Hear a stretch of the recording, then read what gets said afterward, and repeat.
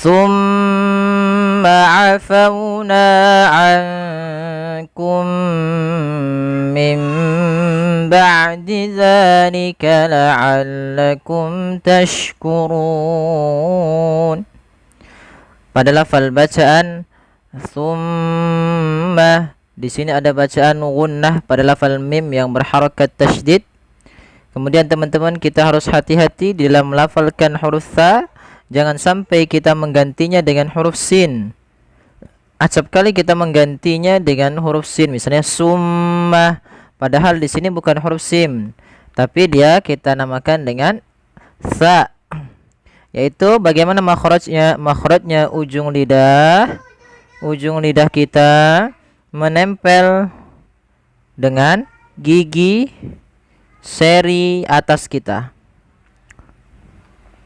Berarti bagaimana? Tha, thu, tha, thu. Maka summa, summa, ya, baru ditahan suara mimnya. Thumma afawna. Pada lafal fauna, di sini ada huruf waw yang didahului dengan huruf fathah, maka ia kita namakan dengan bacaan lin, yang dimana lembut di dalam melafalkannya. Afawna. Kemudian pada lafalna ada bacaan mad tabi'i, yaitu mad yang terjadi ketika adanya fathah bertemu alif, kasrah bertemu ya sukun, atau dhammah bertemu dengan waw sukun. Maka apabila tiga kondisi ini terpenuhi, maka ia kita hukumi dengan bacaan mad tabi'i. Panjangnya adalah 2 harakat. Kemudian daripada lafal ankum ada nun sukun bertemu dengan huruf kaf, maka ini kita namakan dengan bacaan ikhfa. Nah, ikhfa pada lafal kaf ini samarkan langsung kepada huruf kafnya. Ikhfa itu bacaan yang seperti apa? Ikhfa yaitu membaca di antara bacaan izhar dan idgham. Izhar itu adalah suara nunnya kita jelaskan. Pada dasarnya kita misalkan membaca ankum. Pada dasarnya seperti itu. Kemudian karena dia nun sukun bertemu dengan kaf, yang mana kaf ini termasuk daripada salah satu huruf ikhfa, maka cara membacanya bukan lagi dibaca dengan ankum. Kalau idgham itu memasukkan, sedangkan ikhfa di antara keduanya, di antara izhar ataupun idgham. Maka ankum langsung kepada makhraj disamarkan kepada makhraj kaf. Ankum, angka, ankum.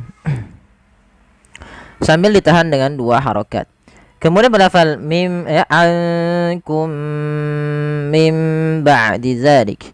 Pada lafal mim mati bertemu dengan huruf mim, maka ia kita hukumi dengan bacaan idgham mimi.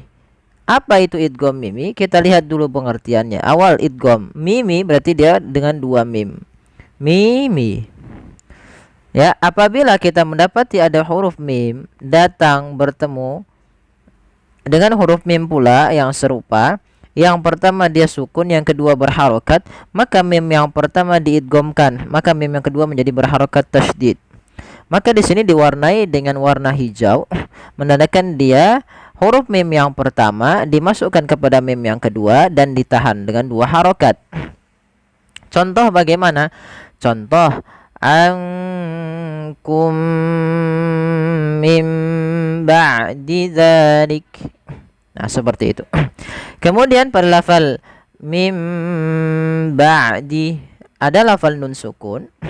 Apabila kita mendapati di dalam bacaan Al-Quran kita, teman-teman, ada nun sukun atau dia tanwin, an, in, un, bertemu setelahnya satu huruf saja, yaitu huruf ba, maka nanti suara nunnya dirubah atau suara tanwinnya dirubah menjadi mim.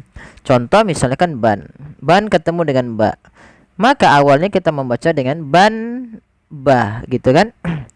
Tapi karena kita ada tanwin, biasanya kaedahnya ketika tan atau nun sukun bertemu dengan ba, diganti suara tanwin atau suara nunnya menjadi bamba. Ada tambahan mimnya. Bamba. Atau misalnya ban ba, sama, diganti nunnya menjadi suara mim. Maka pada lafal mim ba'di dzalika sama hukumnya, yaitu kita menukar suara nunnya menjadi suara nun, suara mim, sambil ditahan suara mimnya sepanjang 2 harokat. Nah, teman-teman, di lafal iklab ini sendiri ada cara membaca iklab di antara para ulama kita, ulama qiraat. Itu yang membacanya dengan bacaan yang pertama furjah, yang kedua dengan bacaan itbaq. Furjah ada masih menyisakan sedikit rongga untuk dia bibir kita tidak terlalu rapat, maka ada furjah. Furjah itu kan ada rongga kecil. Nah, dia melafalkannya tidak seutuhnya mimnya tuh dirapatkan, tapi mim ba. Sedangkan yang satunya dengan itbaq mim ba, berbeda sedikit tapi tetap sama.